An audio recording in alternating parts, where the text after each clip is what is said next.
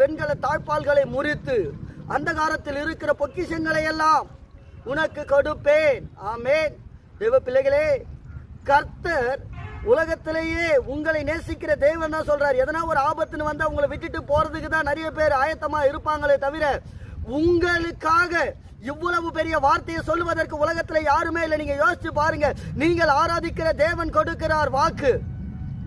இவ்வளவு பெரிய அதிகாரம் உள்ள ஒரு வார்த்தையை யாரால கொடுக்க முடியும்? ஆனா நீங்க நம்பி இருக்கிறீங்கல்ல தேவன், அவர் சொல்றார், மகனே மகளே நீ பயப்படாத.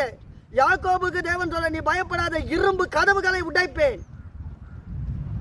இன்னைக்கு நீங்க சொல்லுங்க, என் ஆண்டவர் என்னோடு கூட இருக்கிறார். இரும்பு போல, வெண்கலத்தை போல எல்லா சூழ்நிலையிலும் என்னை நெருக்கப்பட்டு மிகவும் என் வாழ்க்கையை உயரவிட முடியாதபடிக்கு எத்தனை தடைகள் வந்தாலும் என் தேவன் எனக்காக முறித்து போட்டு மிகப்பெரிய ஆசீர்வாதத்தை கொடுப்பதற்காக நான் ஆராதிக்கிற தேவன் அவர் என்னோடு கூட இருக்கிறார்.